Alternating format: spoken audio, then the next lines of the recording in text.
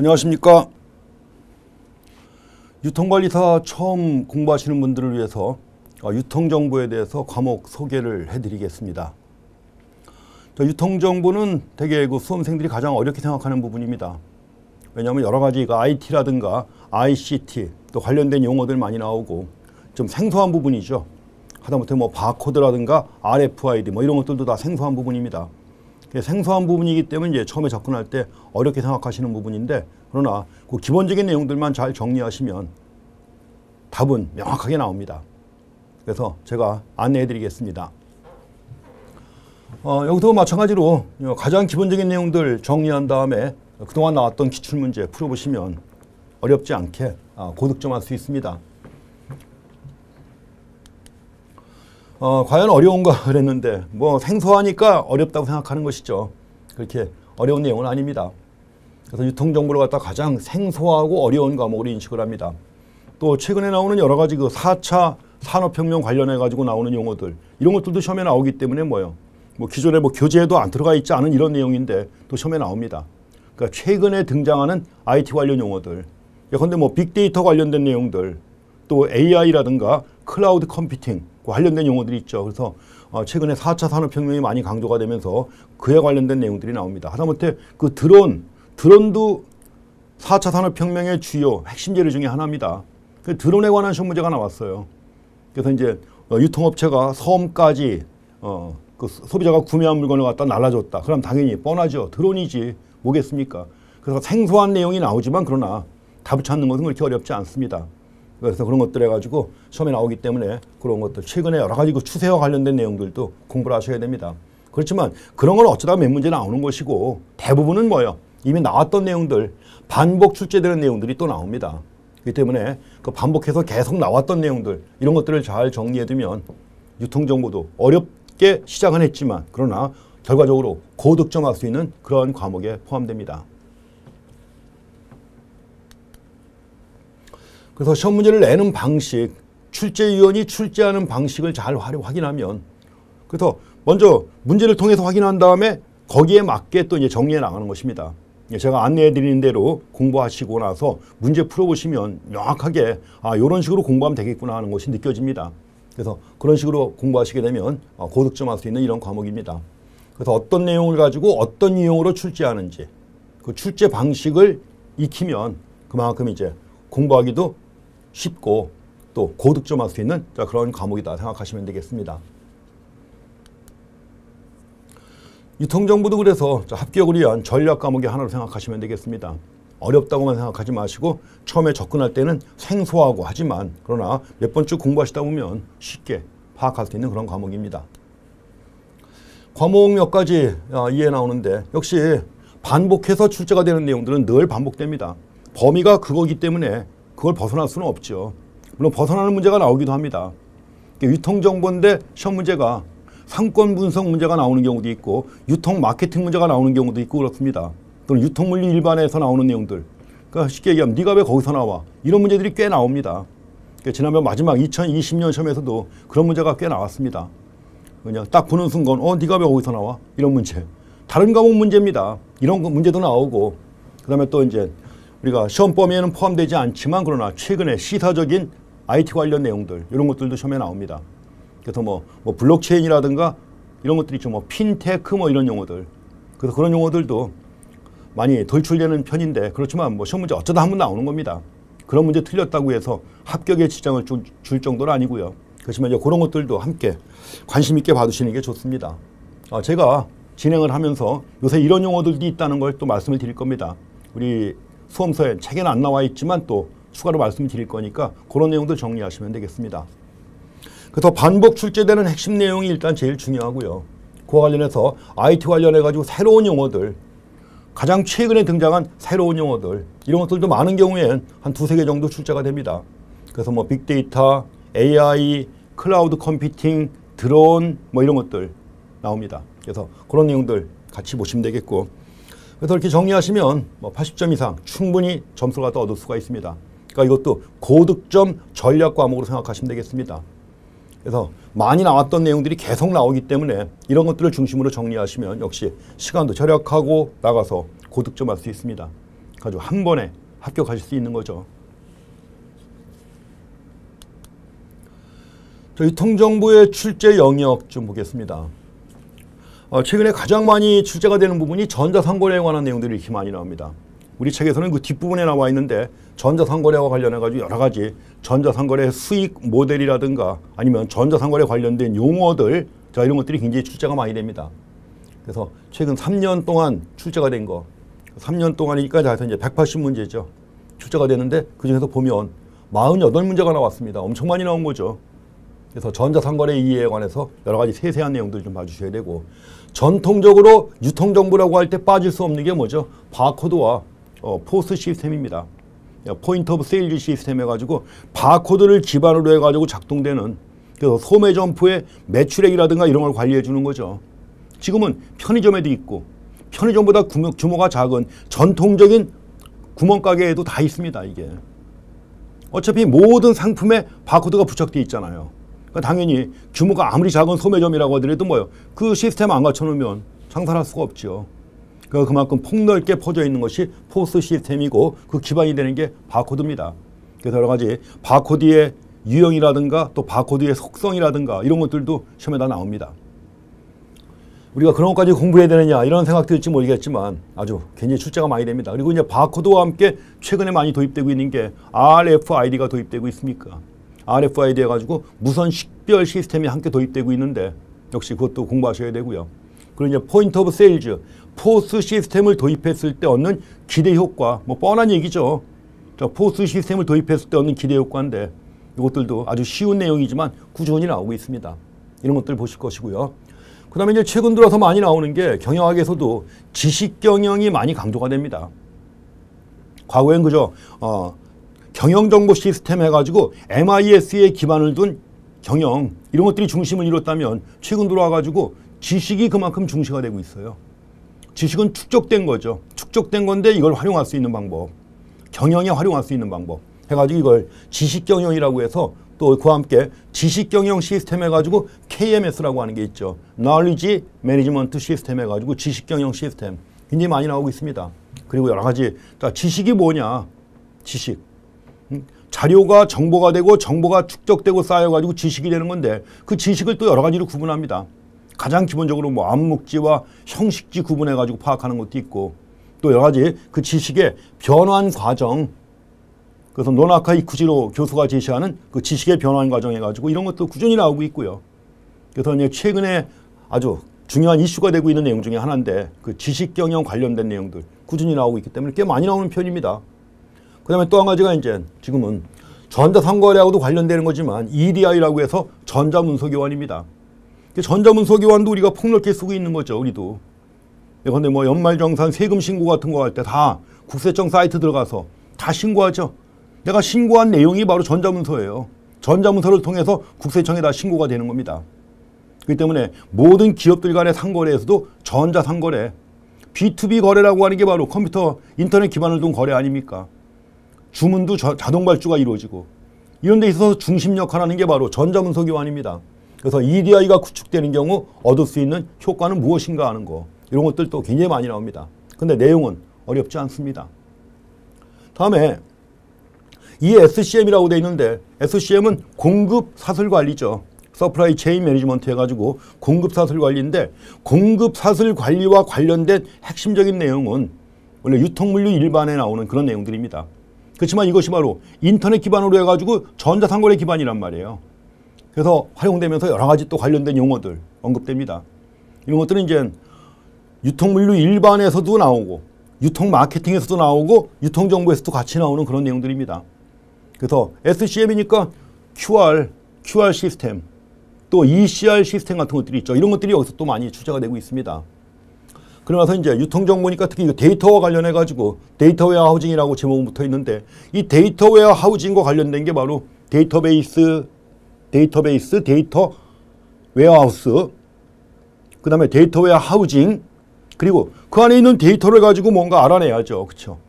그 데이터 마이닝, 이 관련된 내용들입니다. 데이터 마트라든가 이런 것들. 그래서 이 데이터와 관련해가지고 우리가 알아야 될 것들이 여기서 다 나옵니다. 근데 이것도 꽤 많이 나오는 편입니다.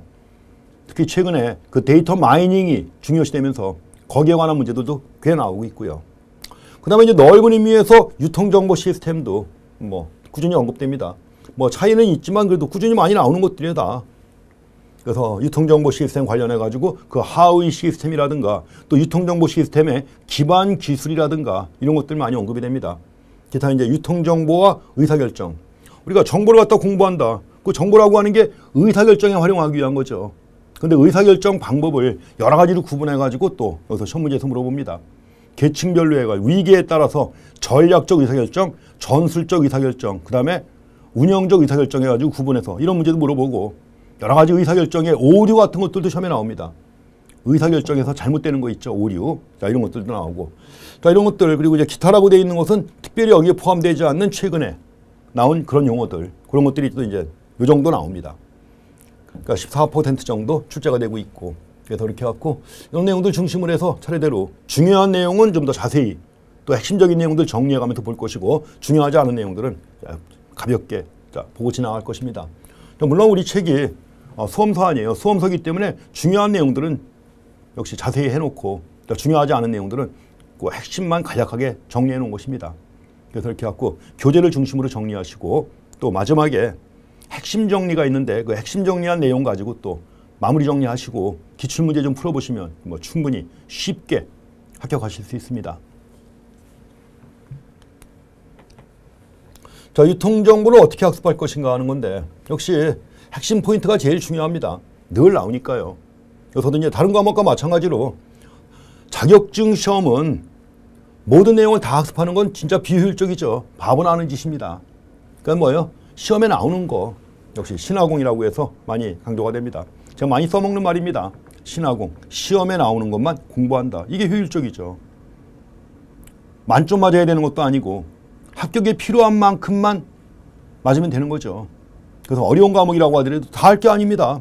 어쩌다가 아주 어려운 게 가끔 나온다. 그건 빼세요. 빼고 일반적으로 자주 나오는 것들 이런 것들만 중심으로 해서 정확하게 정리해 주시면 합격에 필요한 점수 충분히 얻을 수가 있습니다. 다른 과목도 마찬가지죠.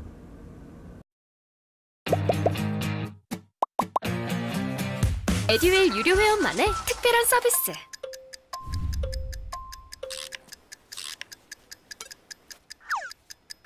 하치하차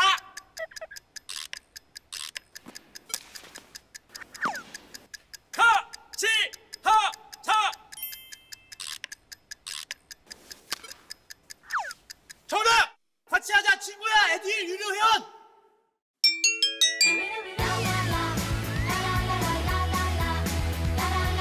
친구 소개하고 현금 받는 혜택. 오직 에듀윌 유료 회원에게만. 에듀윌. 근데 뭐 제가 뭐 경제학 같은 거 할 때도 그래요. 경제학도 문제가 아주 어렵게 나오는 문제들이 있습니다. 근데 그거는 뭐 빼고 지나가도 합격에 아무런 지장이 없습니다. 괜히 그것까지 공부하느라고 시간, 더 많은 노력 들여서 할 필요가 없는 거죠. 어차피 목표가 합격이라면 합격을 위해서 노력은 최소화하는 게 제일 효율적인 학습 방법입니다. 그래서 자주 반복해서 출제되는 내용들 이걸 중심으로 학습하시면 됩니다. 그리고 자주 출제되는 용어들이 있습니다. 특히 이제 우리가 유통정보 같은 경우에는 약자 용어들이 많이 나옵니다. 약자 용어들 해가지고 예컨대 뭐 CRP, 지속적 상품 보충, 또 CFPR, 그 다음에 뭐 VMI 뭐 등등 나오고 이런 용어들이 굉장히 많이 나와. 앞에서 얘기했지만 QR이나 ECR도 약자 아니에요. 그렇죠? 이러한 약자로 된 용어들이 굉장히 많이 나옵니다. 근데 한 번씩만 확인하시면 쉽게 전달되는 그런 내용들입니다. 이 때문에 여러 가지 자주 나오는 용어들 그 의미를 갖다 정확하게 이해하는 것도 필요하고요. 또 한 가지 자, 새로 나온 용어들이 있는데 말씀드린 것처럼 뭐 클라우드 컴퓨팅 해가지고 뭐 SaaS라든가 IaaS라든가 또 PaaS라든가 이런 용어들 신기한 용어들이죠. 새로 나온 용어들 옛날에 없던 겁니다. 그래서 이렇게 해갖고 뭐 PaaS 그 다음에 SaaS 뭐 이런 용어들이 나와요. 근데 바로 클라우드 컴퓨팅에서 활용하는 그런 용어들인데 의미를 명확하게 확인하시면 됩니다. 한 번씩만 보시면. 그래서 근데 이런 것들은 책에도 안 나왔던 용어들이에요 원래. 근데 시험에 나오고 그런 겁니다. 근데 그게 많이 나오느냐? 아니죠. 어쩌다가 한두 문제 나옵니다. 그래서 이런 것들은 가볍게 접근하시면 되는 그런 내용입니다. 그래서 이런 것들 새로 나온 용어들까지도 적어도 한 번 나왔던 거 정도 정리하시면 되는 겁니다. 뭐 그동안 새로운 거 많이 나왔는데 계속해서 그런 게 있느냐? 그런 건 아니죠. 그렇기 때문에 한번 나왔던 거 정도 또 확인하고 지나가시면 충분히 커버가 되겠습니다. 자, 유통정보에서 가장 많이 나오는 내용들 그냥 간략하게 한번 먼저 보겠습니다. 제일 먼저 유통정보니까 제일 먼저 나오는 게 뭘까요? 정보가 뭐냐 이렇게 나오죠. 제1장 책 맨 앞에서 나오는 게 의뢰 정보에 관한 내용입니다. 정보의 여러 가지 특성이라든가 또 정보가 뭐냐 하는 거. 근데 원래 우리가 정보를 갖다 알려면 그 전에 데이터가 있습니다. 자료. 데이터. 이 자료를 가지고 자료라고 하는 것은 뭐예요? 글자 그대로 자료일 뿐입니다. 실제 일어났던 팩트일 뿐이에요. 그러니까 자료 그 자체 가지고는 의사결정에 활용할 수 없는 거죠. 그 자료를 갖다가 다양한 의사결정에 활용하려면 자료를 갖다가 수집하고 분석하고 가공을 해가지고 정보가 만들어지는 겁니다. 정보가 만들어져야만 이걸 가지고 의사결정에 활용할 수 있는 거죠. 또 이러한 정보가 계속 축적이 됩니다. 축적이 되고 체계화되면서 이게 지식이 되는 거예요. 그래서 자료하고 정보, 지식 간의 관계인데 이게 시험 문제 꽤 많이 나옵니다. 그래서 토마스 데이븐포트라고 하는 그 학자 이름도 시험에 나온 적이 있습니다. 정보 생태학자라고 해서 토마스 데이븐포트가 있는데 특히 이제 정보와 관련된 의사결정 관련해가지고 책도 많이 쓰신 분이에요. 그래서 토마스 데이븐포트의 얘기까지 하면서 이 관계 시험에 잘 나옵니다. 그러면서 자료에 대해서도 물어보고 또 정보, 지식에 대해서도 물어봅니다. 많이 나오는 것이고 다음에 두 번째로 유통정보 시스템의 구성과 운영에 대한 내용도 또 시험에 꾸준히 나옵니다. 당연히 우리가 공부하는 게 유통정보인데 그 유통정보를 갖다 어떻게 활용할 것인가 해가지고 어떻게 구성되어 있고 어떻게 활용될 것인가 이런 내용들 또 나옵니다. 그 쉬운 내용입니다. 그래서 이제 최근에 많이 나오는 게 그 지식경영이 많이 나온다고 그랬죠. 지식경영에 대한 정의, 그러니까 여러 학자들의 정의 그런 문제가 나온 적도 있습니다. 뭐 베츠만이라든가 여러 학자들의 정의를 나열한 다음에 잘못된 게 무엇이냐. 근데 잘못된 게 학자하고 연결시키는 거지만 뭐예요? 설명이 그 지식경영과는 거리가 있는 이런 내용들 제시한 다음에 찾아라 이런 문제도 나옵니다. 학자 이름 생판 처음 들어보는 학자 이름이 쭉 나왔다고 해서 겁먹을 건 없습니다. 설명 자체가 틀린 걸 찾으라 이거니까. 그래서 그런 식의 여러 가지 그 정의에 대한 내용도 나오고 특히 그 지식을 갖다가 우리가 이제 암묵지하고 형식지 구분하는 게 있습니다. 그 마이클 폴란이라는 경영 철학자인데 경영 과학자죠. 경영 과학자 또 과학 철학자라고 불리우는 마이클 폴란이가 지식을 형식지하고 암묵지로 구분했습니다. 근데 형식지하고 암묵지가 우리 머릿속에 들어있는 지식, 내가 그동안 경험을 통해서 체득한 머릿속에 들어있는 지식 이런 게 암묵지예요. 그러니까 이런 암묵지를 갖다가 그냥 문서화해가지고 예컨대 교과서로 만들다든가 매뉴얼로 만들었다. 이게 바로 형식지가 되는 겁니다. 근데 지식이라는 게 계속 변환되는 거예요. 암묵지가 형식지가 되고 또 형식지를 모아서 또 형식지를 만들고 형식지를 갖다 학습해가지고 머릿속에 집어넣으면 암묵지가 되는 것이고 그 지식의 변환이 이루어져요. 그 지식의 변환 과정을 정리한 사람이 노나카 이쿠지로가 있습니다. 그래서 노나카 이쿠지로의 세키 모델이라고 합니다. 그래서 이제 소셜라이제이션, 익스터널라이제이션, 컴비네이션, 인터널라이제이션 해가지고 세키 모델인데 이게 굉장히 잘 나오는 거예요, 시험에는. 근데 세키 순서대로 내용 정리하시면 순서를 물어보는 문제가 나와요. 근데 우리가 이미 세키 알고 있잖아요. 그럼 뭐예요? 순서. 문제도 아니죠, 그거는. 근데도 나옵니다. 지식의 변환 과정 순서를 세키, 소셜라이제이션, 익스터널라이제이션, 컴비네이션, 인터널라이제이션 이것만 기억하면 다 맞는 거 아니에요, 그렇죠? 어렵지 않습니다. 그렇게 나오는 내용들입니다. 그래서 지식의 변환. 그 다음에 당연히 안 나올 수 없는 게 바코드에 대해서 세세한 내용까지 시험에 나와요. 자, 바코드도 지금은 이제 GS1이라고 해서 글로벌 스탠다드입니다. 예전에는 뭐 북미 지역의 바코드, 유럽 지역의 바코드 해가지고 근데 UPC라든가 또 북미 지역에서 유럽에서는 이안이 있었는데 다 통합됐습니다. 국제 표준화 기구를 중심으로 해가지고 다 통합이 돼가지고 지금은 자 글로벌 스탠다드 첫 번째 그래서 GS1이라고 그래요. 이 바코드가 전 세계에서 통용되고 있는 표준 바코드입니다. 그래서 GS1 8, GS1 13, GS1 14 이런 것들 중심으로 해가지고 여러 가지 바코드의 특징이라든가 구성이라든가 어디에 활용되는가 이런 것들도 세세하게 나옵니다. 그래서 이런 것들이 이제 주로 한국에서는 대한상공회의소 우리가 보는 시험도 대한상공회의소가 주관하는 거죠.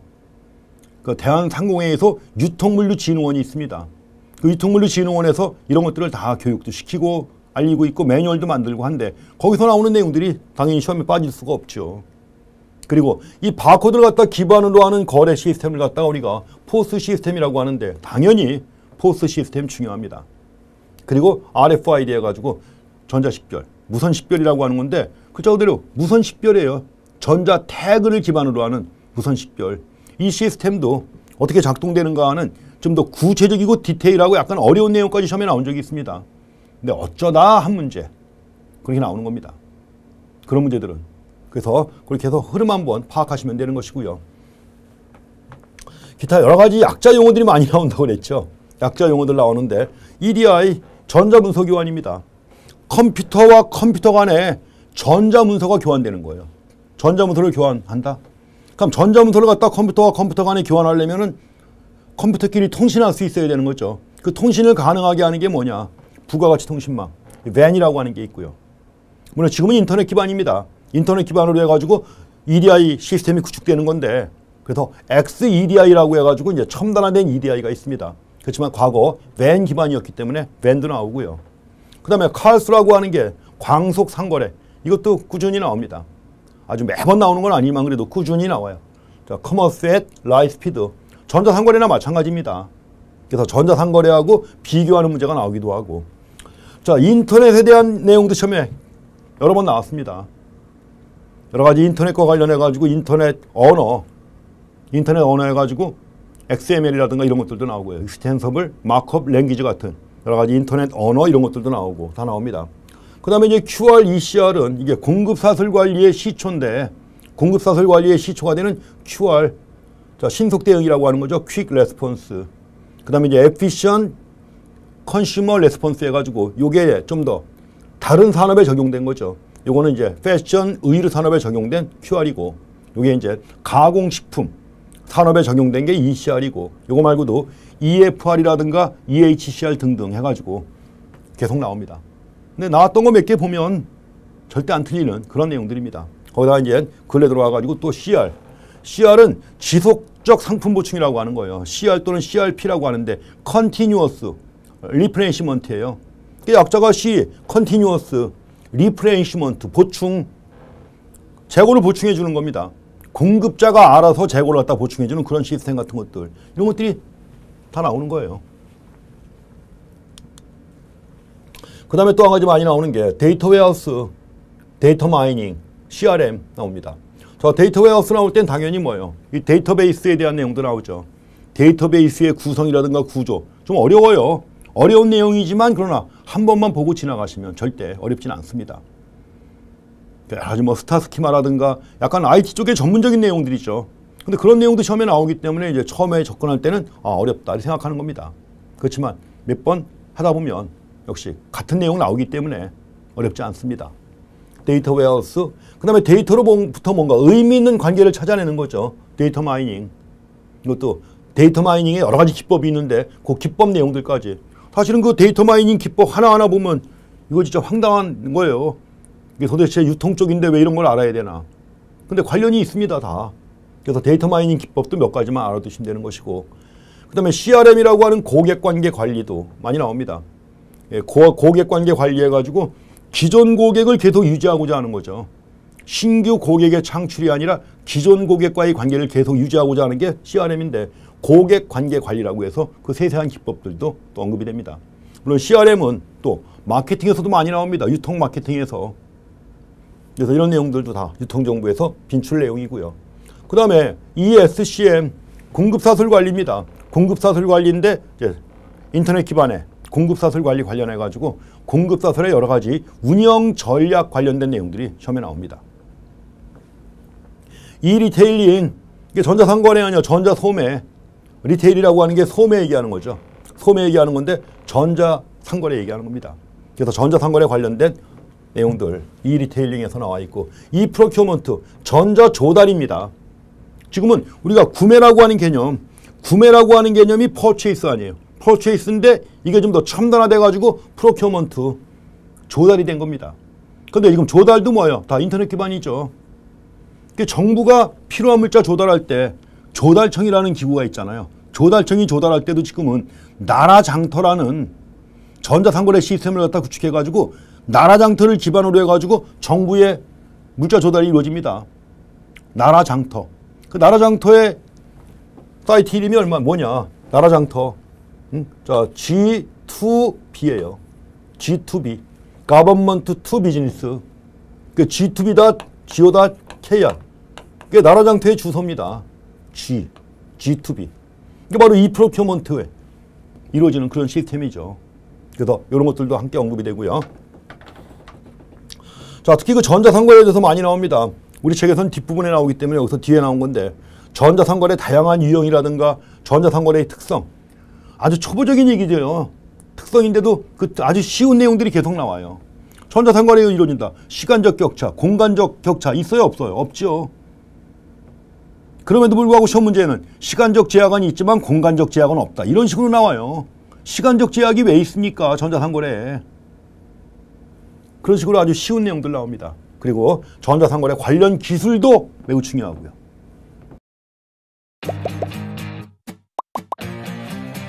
에듀윌 유료 회원만의 남다른 서비스.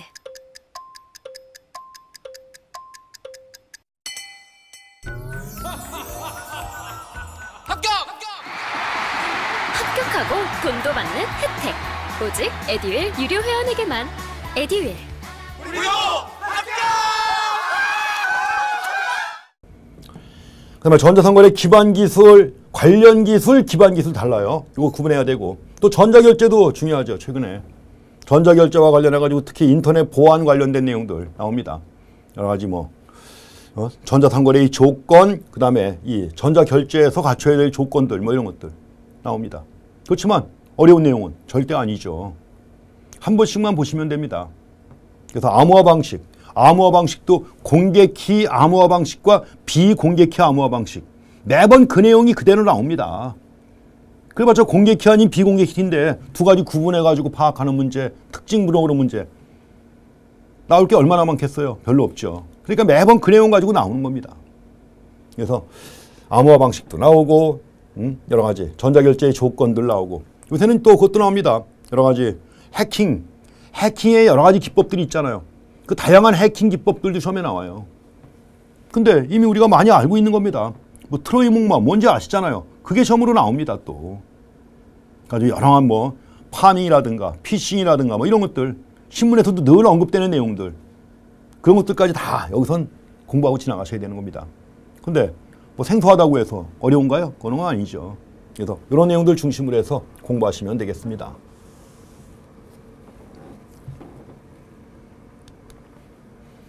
유통정보의 가장 핵심 내용, 제일 먼저 나오는 내용이면서도 시험에 꾸준히 나오는 게 자료, 정보, 지식 간의 관계, 샘플로 한번 보겠습니다. 우리가 자료와 정보, 지식 간의 관계, 이걸 정리한 것이 토마스 데이븐포트가 정리한 겁니다. 토마스 데이븐포트. 그래서 수집한 자료, 데이터입니다. 데이터는 팩트 그 자체이기 때문에 의사결정에 활용할 수 없는 거예요. 그래서 이 자료를 갖다가 의사결정에 유용한 형태로 처리를 한 것이 정보입니다. 자료를 갖다가 수집, 분석, 가공한 것이 정보다. 또 이런 정보가 체계화돼가지고 축적된다. 이게 지식이 되는 거예요. 그래서 과거에는 정보에 기반을 둔 경영, MIS를 활용했죠. 근데 지금은 지식경영 시스템, KMS를 활용하고 있습니다.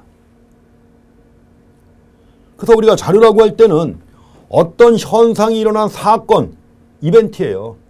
사건을 갖다 기록한 것이다. 가지고 주로 숫자라든가 기호라든가 문자, 음성, 그림, 비디오 이런 것을 표시가 된 겁니다.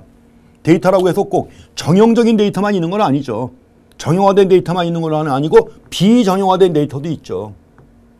근데 자료라고 하는 것은 사실 그 자체에 불과할 뿐입니다. 사실 그 자체에 불과하기 때문에 의사결정에 직접 활용할 수는 없죠. 그래서 자료를 갖다가 의사결정에 활용하려면 이걸 갖다가 수집, 분석, 가공해서 정보를 만들어야 되는 겁니다. 정보, 자료를 갖다가 사용자가 이 목적에 맞게 자료를, 데이터를 분류하고 역화해서 요약한 것이다. 그 자료를 갖다가 수집한 다음에 분석하고 정리한 거예요. 이게 바로 정보입니다. 정보가 되어야만 의사결정에 직접 중요하게 이용할 수 있는 거죠. 그리고 말씀드린 것처럼 이러한 정보가 체계화되고 축적되었을 때 나오는 게 지식입니다. knowledge. 그래서 어떤 특정 목적의 달성에 유용하도록 정보를 추상화하고 일반화한 것이다. 정보를 갖다 추상화하고 일반화해가지고 일반화된 거예요. 일반적으로 적용될 수 있는. 교과서에 나와 있는 내용들, 이런 것들이 바로 지식이죠. 정보가 체계화되고 일반화돼서 만들어진 겁니다. 자료하고 정보, 지식 간의 관계, 이걸 제일 먼저 확인하는 게 제일 먼저 공부하실 내용입니다. 그 다음에 그 지식의 분류 변환해가지고 최근에 많이 나오는 겁니다. 그 지식을 마이클 폴라니가 지식 경영과 관련해가지고 지식을 둘로 구분합니다. 물론 다른 학자는 또 다르게 구분하는 경우도 있습니다. 뭐 개념 지식이라든가 일반 지식이라든가 등등 해가지고 다르게 구분하는 것도 있습니다. 근데 그것도 공부해야 돼요. 그렇지만 가장 많이 쓰이는 지식의 분류가 바로 이겁니다. 두 가지예요. 형식지와 explicit. 명시적으로 드러난 지식이에요. 암묵지, tacit, knowledge. 암묵적인 거. 머릿속에 있는 거예요, 그냥. 흔히 우리가 얘기하는 노하우 있죠. 노하우가 교과서에 있는 거예요? 아니죠. 내가 경험을 통해서 내가 체득한 거죠. 그게 바로 암묵지란 말이에요. 비행기 조종사가 매뉴얼이 있죠. 그렇지만 매뉴얼에 없는 내용들, 자기가 운행 중에 겪었던 일들, 어떻게 대처했는가 하는 경험들이 있죠. 이게 바로 암묵지죠. 이 암묵지도 이제 활용을 해야 되는 거죠, 당연히. 그래서 암묵지를 갖다 활용하기 위해서 또 방법이 나옵니다. 그래서 형식지라고 할 때는 시험 답안에 옮긴 지식, 언어나 기호로 표현될 수 있는 이런 지식, 교과서에 나와 있는 거예요. 교과서에서 배우는 지식이 바로 형식지고, 암묵지는 말씀드린 것처럼 뭐예요? 기호로 표시되기 어렵고 주로 사람이나 조직에 체화되어 있는 겁니다. 내가 경험을 통해서 내 머릿속에, 내 기억 속에 체화되어 있는 거예요. 이런 게 바로 암묵지라고 하는 것입니다. 그 지식의 변환해가지고 일본 학자입니다. 노나카 이쿠지로. 그 노나카 이쿠지로가 얘기하는 세키 모델. 그래서 지식의 변환이라고 했는데 암묵지와 형식지가 서로 변환되는 과정이에요. 암묵지가 암묵지로, 형식지가 형식지로, 암묵지가 형식지로, 또 형식지가 암묵지로 변화되는 겁니다. 이런 변환 과정을 아주 간략하게 요약한 것이 노나카의 세키 모델입니다. 그래서 지식 변환 순서입니다. S, 소셜라이제이션, 사회화. 암묵지가 되는 거예요. 암묵지가 돼가지고 사회화 된다. 그 다음에 암묵지를 갖다 매뉴얼로 만들어야죠. 매뉴얼로 만들면 외제화. 익스터널라이제이션입니다. 외제화 또는 외부화라고 해가지고 뭐요? 암묵지를 매뉴얼로 만들어가지고 형식지로 만드는 거예요. 그 다음에 여러 섹션별로 만들어진 매뉴얼을 갖다가 통합을 해요. 통합해가지고 종합화합니다. 컴비네이션. 종합화하는 과정. 그 다음에 매뉴얼이 통합된 거 아니에요. 통합된 매뉴얼을 보고서 내가 보고 배워야죠. 배운 다음에 내 머릿속에 넣어야죠. 그 지식을 내재화하는 거예요. 인터널라이제이션. 이런 순서로 지식의 변환이 이루어지는 겁니다. SECI 순서로. 그게 바로 지식의 변환 과정이다 해가지고 많이 언급되는 거예요.